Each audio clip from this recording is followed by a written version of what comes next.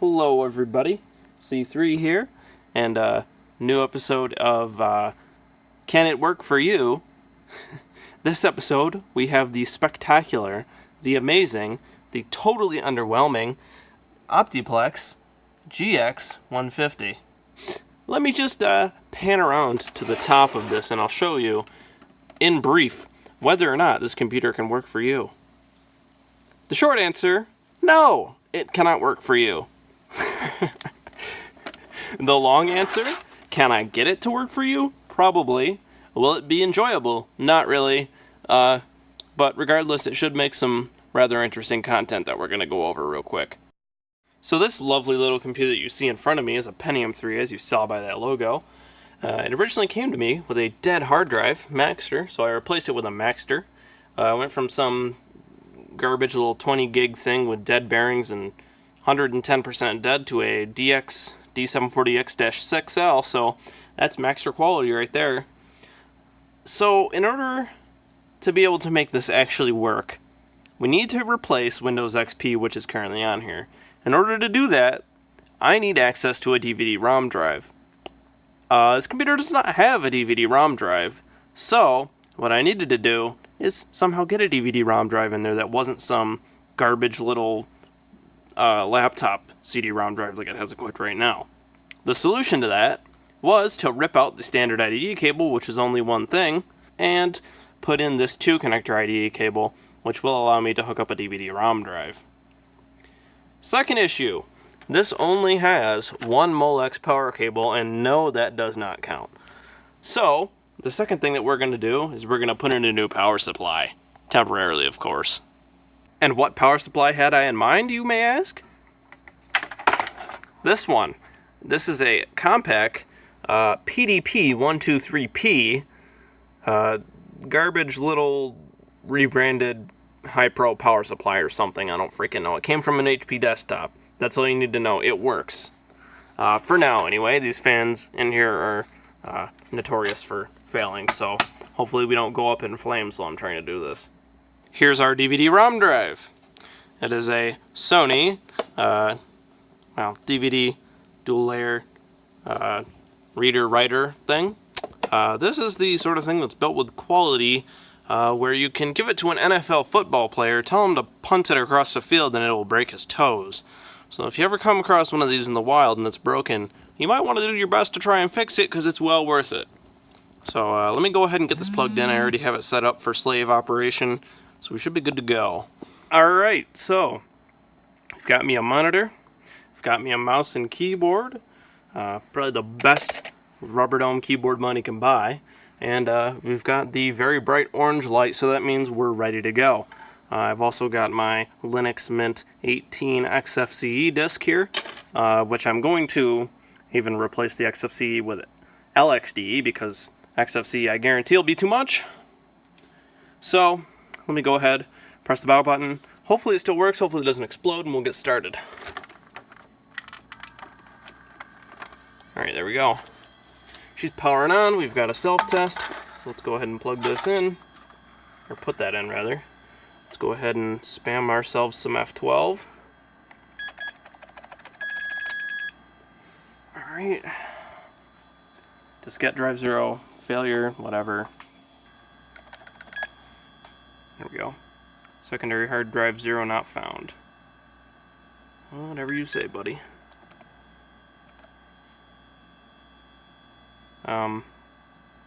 Okay, so I guess we're starting up into Windows. I guess let me see if the CD-ROM drive is actually being detected. I'll get back with you. So we definitely see the drive in Windows here, so we might have the problem that I suspect we might have, which is that it might not have the BIOS capabilities to even boot from a DVD. So let me go ahead and restart it and see what I can do. Alright, so I've changed around some jumper settings on the Maxter hard drive there, so hopefully that should be in master, this should be in slave, and everything should work. Probably won't, but, you know, it's still worth a try. If this doesn't work, what I'm going to do is I'm going to install Linux Mint on that drive, put it in a different computer, and then just slap it back in there. So, yeah, let me see if this works.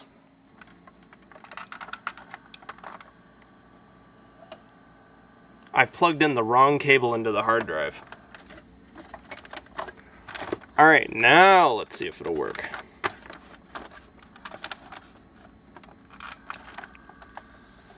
There, the hard drive's actually spinning up this time. We'll go ahead and go into BIOS, see what we get. Still gonna complain about the floppy drive, but it should not.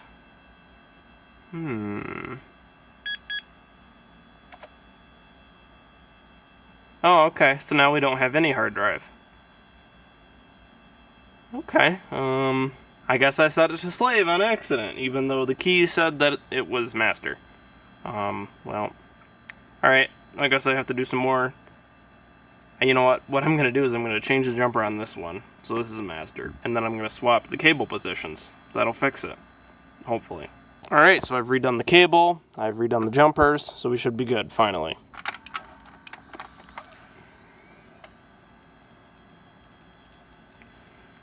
Alright, so we'll try and get into BIOS, see if we can actually... Seriously? Okay, so it sees that there's a CD-ROM drive, but it doesn't see that there's a hard drive now, so I might have a bad cable here. Let me grab a different cable. I'll put that in and see where we are at. So the cable I've chosen might actually wind up being an even worse choice than the previous one, but it's apparently one of the only IDE cables that I have that has an appreciable distance between the master and slave ends of the cable, so whatever. It'll be what it is, I guess. So okay, so I figured probably what the issue here is the this computer really doesn't like to have primary or not primary, doesn't have to like master and slave operation, especially because you know, look at the thing, it's got 2 IDE drives in it. So what I'm going to do is I'm just going to take out the cable for the CD-ROM drive and stuff a regular old IDE cable in there, and hopefully that'll get us going. Alright, so we finally got our hard drive and our DVD. So, after much struggling, we should be able to get going. Gonna have to do a restart though. Alright, so let's see if she boots.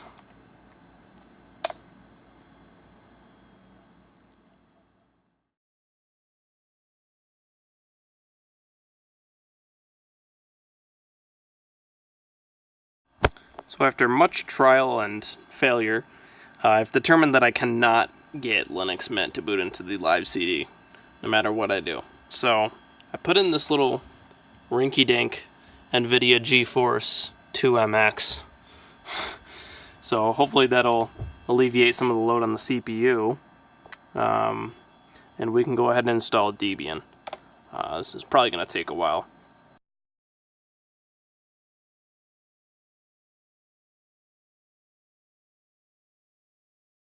Alright, so we're good to go again. I realized that after I did the second install, what I did was, instead of hitting grub install dev SDA, I accidentally hit grub install enter device manually and then hit enter again. So it installed grub to nowhere.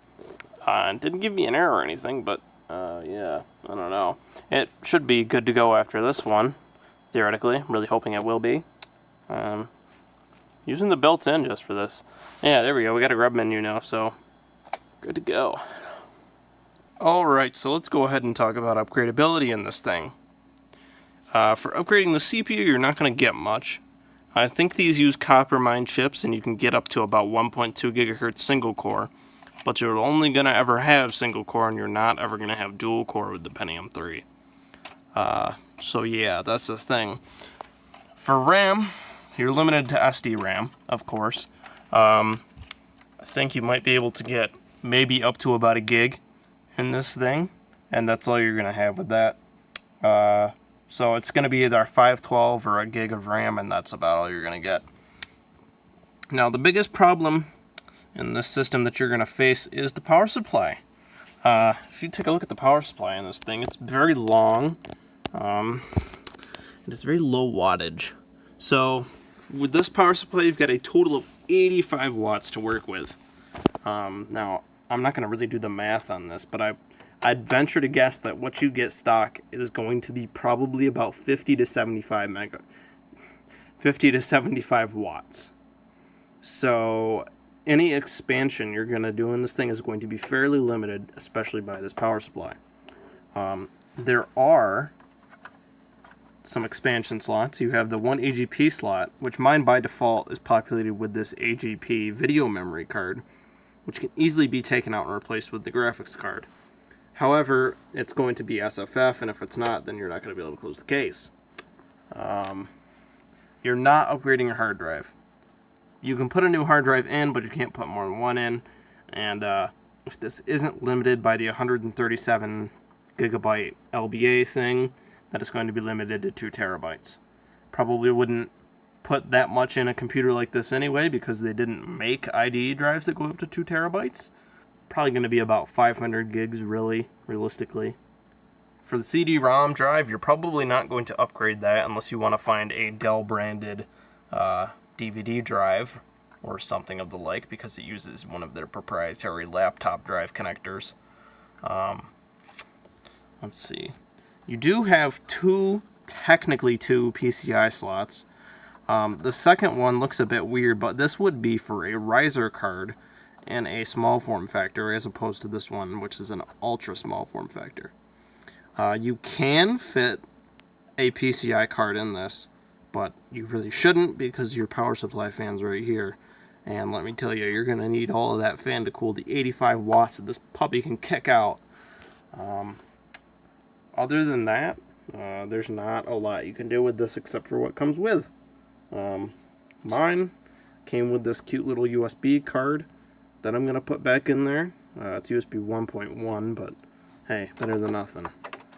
For the front of this thing, you do have 2 USB ports and a headphone port, so that's a little bit convenient, and they're easily accessible. You don't have to pull up the front thing or anything.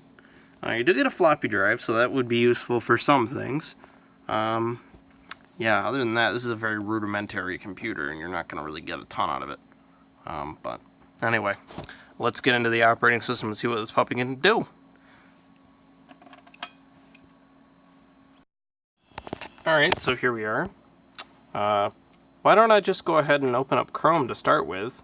Or not Chrome. Let me go ahead and open up Firefox to start with. That ought to be a good benchmark on how this thing runs, right? So I've got Task Manager up just so we can monitor the CPU usage, and let's go ahead and start it up.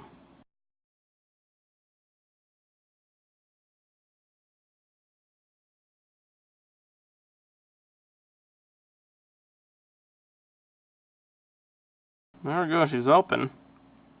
CPU usage just came off 100. Still quite high. Okay. There we go, we got Firefox open.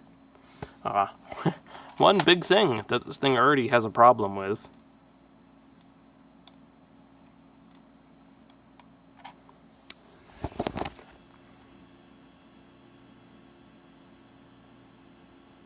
This right here is the biggest reason why you should change the graphics card in this thing as soon as you can. That window drag lag is garbage, and I don't really want to tolerate it. Well, for the purposes of this, I'm going to keep the window drag lag there without a graphics card. So you're going to want to find the best of the best AGP small form factor card you can get. Alright, so we've already seen what opening Firefox is like, so let's go ahead and open up the LibreOffice and see how much worse that winds up being.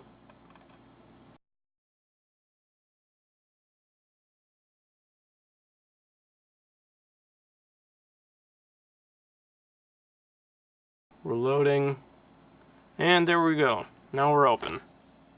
So if I go ahead and go into a writer document,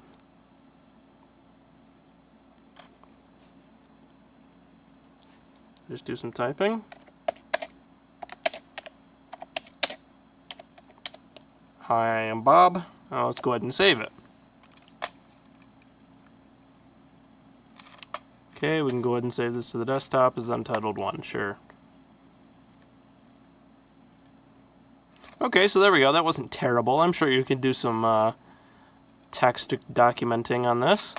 Let's go back into Firefox, see how watching a video goes down. Let me go ahead and get to YouTube. Alright, so we got Firefox open. Let's go ahead and go to YouTube.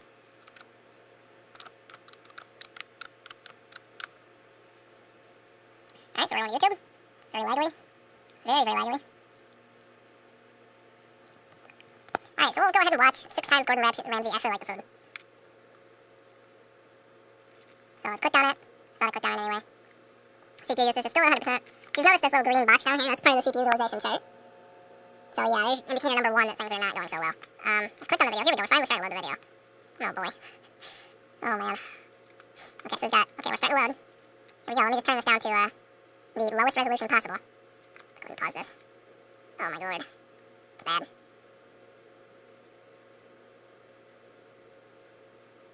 And as you can see, we're already up in RAM utilization as well, so this really isn't going to work too well. Okay, auto 144p, that's a good thing. I'm glad it did that. So let me go ahead and play the video. Let me get rid of this reader view thing.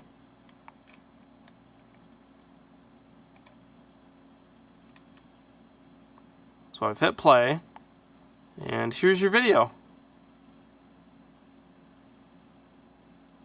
Yeah, so let me go ahead and X that out. I think it's probably safe to say that that's not really okay.